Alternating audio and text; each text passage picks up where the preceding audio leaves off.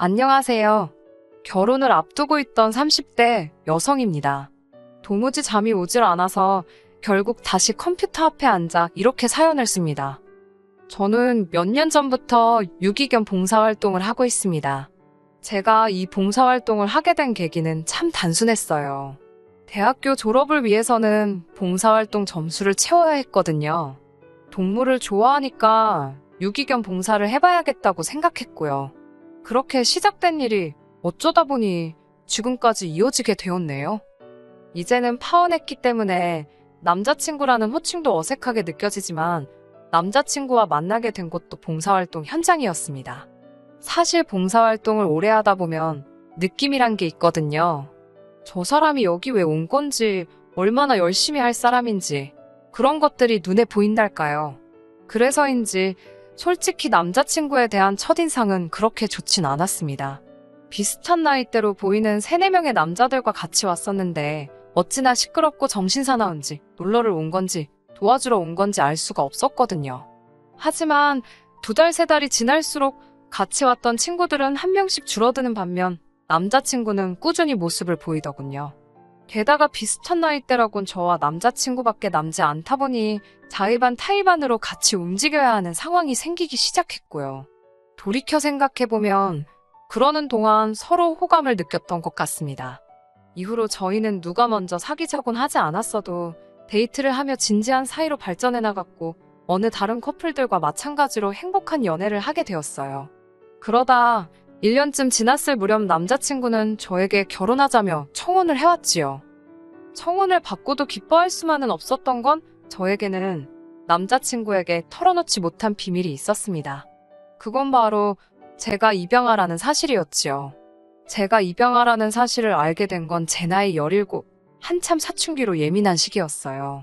저희 부모님께서는 가능하다면 죽을 때까지 저에게 말해주지 않으려고 하셨다 했습니다. 저를 보육원에서 데리고 온 그날부터 단 한순간도 제가 부모님의 딸이 아니라고 생각해 본 적이 없으셨다며 말이에요. 하지만 사람들이 입양아에 대해 얼마나 많은 편견을 갖고 있는지 잘 알고 계셨기에 가능한 비밀로 하고 싶으셨다 했습니다. 저 역시 단 한순간도 제가 입양아일 거라곤 상상해보지도 못했습니다. 부모님 2분 다 저에게 정말 큰 사랑과 관심을 주셨기에 그런 상상을 한다는 자체가 저에겐 말이 되질 않았지요. 그럼에도 불구하고 결국 제가 진실을 알게 된 건 바로 친할머니 때문입니다. 이건 좀 벗어난 이야기이긴 합니다만 자식을 손가락에 비유할 때 이런 말을 하잖아요. 안 아픈 손가락은 없어도 덜 아픈 손가락은 있다고요. 저희 할머니에게도 일남사녀, 그러니까 저희 아버지와 4명의 고모라는 손가락이 있습니다. 그리고 저희 아버지는 그런 할머니의 손가락들 중 금태두른 손가락이었네요. 무슨 말이냐 하면 저희 아버지는 금이여우기야 애지중지 키워진 자식이었지요. 한 가지 예를 들자면 고모들이 해주신 이야기인데요. 어린 시절 할머니께서 밥을 지으시면 매니에 윤기가 좌르르 흐르는 부분은 주걱으로 살포시 떠서 아버지부터 주셨답니다. 고모들은 밥이 부족해서 찐감자로 식사를 대신할지언정 말이에요. 이처럼 아버지에 대한 할머니의 사랑은 동네 사람들이 다 알 만큼 유별나셨다 했습니다. 그런 아버지가 장가를 갔을 때, 그러니까 저희 어머니와 가정을 이루셨을 때 할머니께서 얼마나 손주보기를 학수고대하셨는지는 말하지 않아도 아실 것 같습니다. 하지만 어쩐 일인지 저희 부모님이 결혼식을 올리고 7년이란 시간이 흐를 동안 아기 천사가 찾아와 주지를 않더랍니다. 지푸라기라도 잡는 심정으로 병원에 갔다가 듣게 된 건 충격적인 소식이었는데 그건 바로 아버지에게 문제가 있다는 거였지요.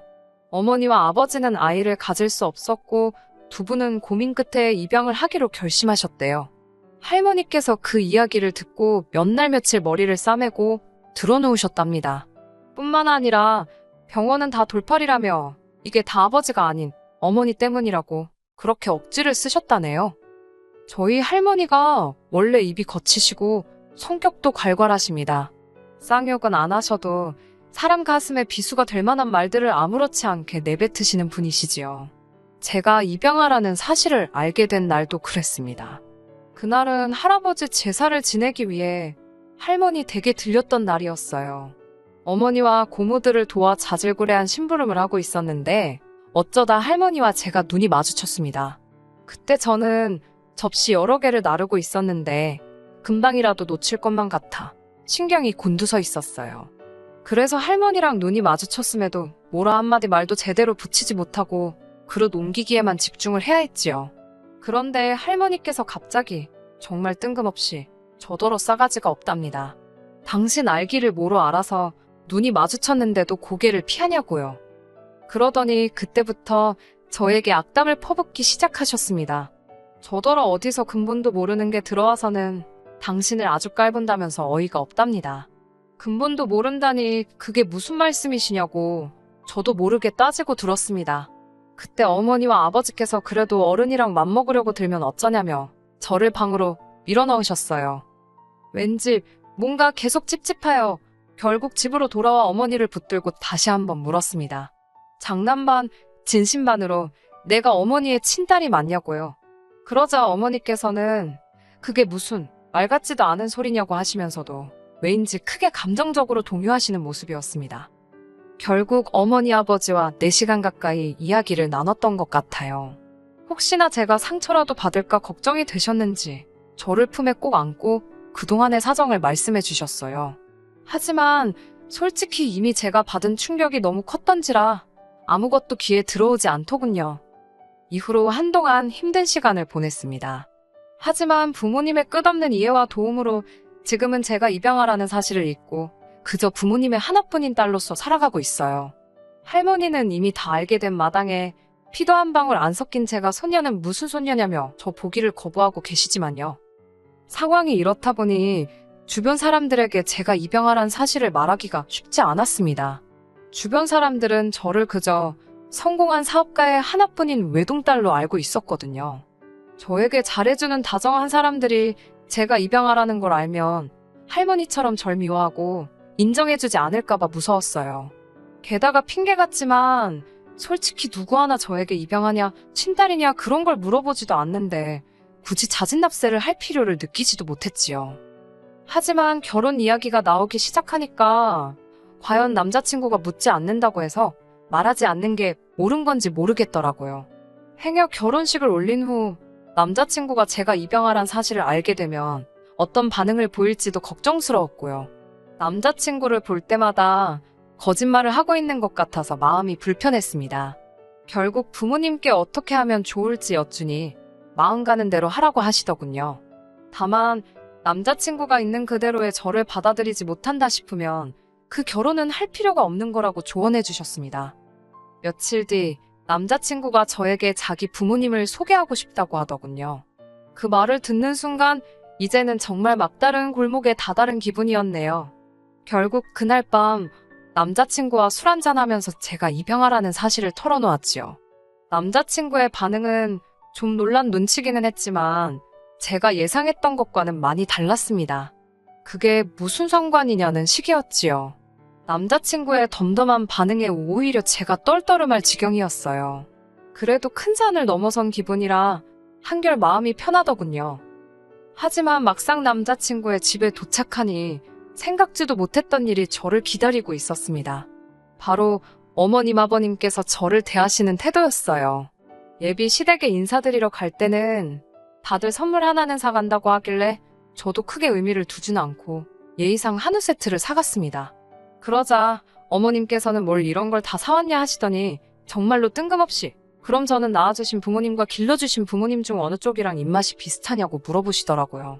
예상치 못한 질문에 당황스러웠지만 길러주신 부모님과 비슷하지 않을까요? 라고 대답했습니다. 그리고 솔직히 낳아주신 부모님 입맛을 제가 어떻게 알겠어요? 황당해하는 저를 뒤로 하시고는 어머님은 입맛이란 게 타고나는 게 아닌가 보다며 신기하다고 중얼거리셨습니다. 너무 어이가 없었지만 어머님께서 나쁜 뜻 없이 정말 궁금해서 물어보셨을 거라고 스스로를 이해시키려고 했네요. 남자친구 어머님께서 식사 준비를 하시길래 저도 부엌으로 따라 들어갔습니다. 수저 놓고 젓가락 놓고 하는 일들을 도와드렸어요.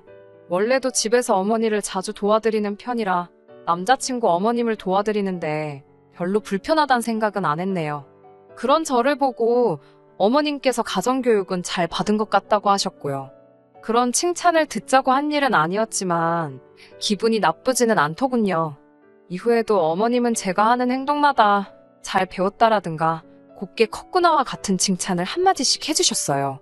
그때는 어머님이 무슨 생각으로 이런 말씀을 하시는지 몰랐기 때문에 잘 보이고 있구나. 속된 말로 내가 지금 점수를 따고 있구나 싶어서 기분이 무척 좋았습니다. 식사를 하는 동안에는 아버님이 주로 대화를 이끌어 가셨습니다. 아버님께서는 저희 아버지가 하시는 사업에 큰 관심을 보이셨어요. 구체적으로 어떤 사업을 하시는지 말씀드리면 알아보시는 분도 계실 것 같아서 언급하기는 어렵지만 규모가 제법 크고 언젠간 제 것이 될 거라 하셨습니다. 하지만 할머니께서 핏줄도 아닌 외부인에게 대를 이은 사업을 넘겨줄 수는 없다며 당신 눈에 흙이 들어가기 전까진 절대로 안 된다 하셨습니다. 저도 집안에 분란을 일으키면서까지 물려받고 싶은 생각도 없기에 지금 직장 생활을 하고 있고요. 하지만 남자친구 아버님께 이런 시시콜콜한 부분까지 말씀드리진 않고 그저 아버지께서 어떤 종류의 사업을 하신다 정도만 간단하게 말씀드렸습니다. 그리고 정말 황당한 질문을 하셨는데 저희 부모님 사이에 만약에 늦게라도 자식이 생기면 저는 어떻게 되는 거냐고 물으시더군요. 처음엔 무슨 말인지 이해조차 쉽게 되지 않았습니다.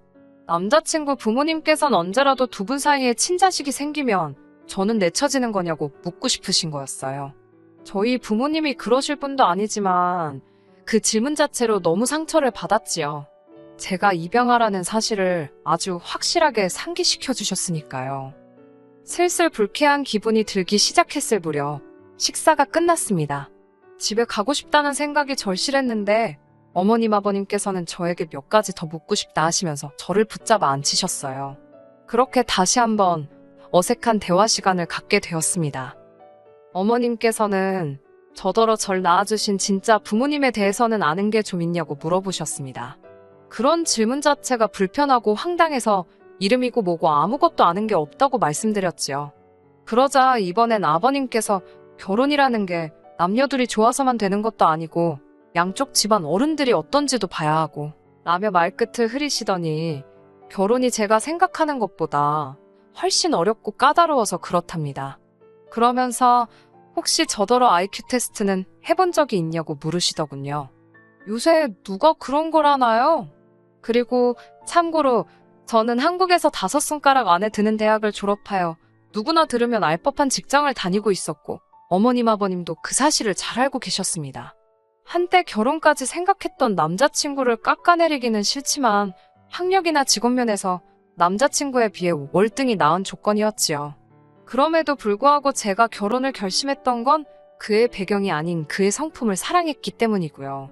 아무튼 아버님께서 덧붙이시기를 타고난 머리가 좋은 건지 아니면 악으로 깡으로 버틴 건지 궁금하셔서 물어보셨답니다. 이후로 잠시 동안 불편한 침묵이 이어졌고 제 마음 한켠에서는 이 결혼을 하는 게 맞는 건지 모르겠다는 생각이 스멀스멀 피어오르고 있었지요. 무엇보다 절 속상하게 했던 건 이 모든 과정 속에서 남자친구는 아무런 말도 하지 않았다는 거예요. 별 반응이 없었던 건 술에 취해서 그랬던 건가 싶어서 마음이 더더욱 씁쓸해지더군요. 그때 어머님께서 질문을 해오셨습니다. 저더러 건강검진은 받아봤는지 산부인과는 가봤는지 그런 것들을 물어보셨어요. 건강검진은 부모님과 함께 거의 매년 받고 있다 말씀드리니 이번엔 유전병 같은 게 걱정이랍니다. 그런 어머님의 말씀에 딱히 뭐라고 대답을 해야 할지 모르겠더군요. 저도 정말로 절 낳아주신 친부모님께서 어떤 사람들인지 알지 못했으니까요. 이쯤 되니까 도대체 무슨 말씀이 하고 싶으신 건지도 모르겠고 기분만 점점 나빠지고 결국 제가 먼저 어머님 아버님께 혹시 저한테 뭐 궁금하신 게 있으신지 여쭈어 봤습니다. 저는 솔직히 저를 낳아주신 부모님에 대해서는 아는 바가 없지만 저를 길러주신 부모님에 대해서는 무엇이든 대답해드릴 수 있다고 말이지요. 그러자 어머님이 하시는 말씀은 충격적이었습니다. 피는 물보다 진하다는 말 알지 않냐면서 그 피가 어디 가겠냐 이런 말도 있지 않냐고요. 저를 낳아주신 분들이 어떤 사람인지 그걸 알아야 이 결혼을 허락할 수 있을 것 같다고 하셨습니다. 황당해서 제가 남자친구를 쳐다보니까 남자친구가 미안하지만 어머님 말씀도 틀린 게 하나 없답니다. 뒤에 어머님께서는 일단 당신 아들이 저를 너무 좋아하니까 반대하지는 않겠다며 대신 사람을 사서 제 뒷조사를 하시겠다더군요. 그러면서 기왕 이렇게 된 거 다 같이 저를 낳아주신 부모님이 누군지 한번 찾아보자셨습니다. 제가 그 사람들을 왜 찾냐고 하니까 너의 뿌리가 궁금하지도 않냐면서 당신들은 제 출처를 확인하기 전까지는 완전히 저를 받아들일 수 없다셨습니다. 더불어 당신과 함께 건강검진도 받고 산부인과도 가서 어떤 병이나 유전적으로 하자가 없는지도 확인해보자셨어요. 말 같지도 않은 어머님의 말씀에 너무 어이가 없어서 이유를 물어볼 가치도 느끼지 못했습니다. 제가 어머님께 지금 쇼핑이라도 하시는 거냐고 저를 뭐라고 생각하시고 이렇게 무례하게 행동하시냐 물었습니다. 어머님, 아버님 두 분 다 하신다는 말씀이 그러면 자기들이 뭘 믿고 당신 아들과 결혼을 시키냐입니다. 원래 부모를 보면 자식을 아는 법인데라며 말끝을 흐리셨고요. 저는 더 이상 이런 막말을 듣고 있을 이유가 없다고 생각했고 하신 말씀을 그대로 되돌려드렸습니다.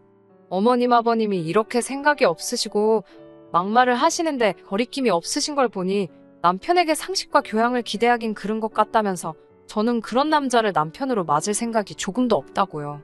그리고는 냉장고를 열어 제가 사왔던 한우를 다 끄집어내어 하나도 빠짐없이 챙긴 뒤 그 집을 나왔습니다. 그대로 차에 올라타니 남자친구가 이렇게 가면 키워주신 부모님 얼굴에도 똥칠하는 거라며 저더러 잘 생각하랍니다.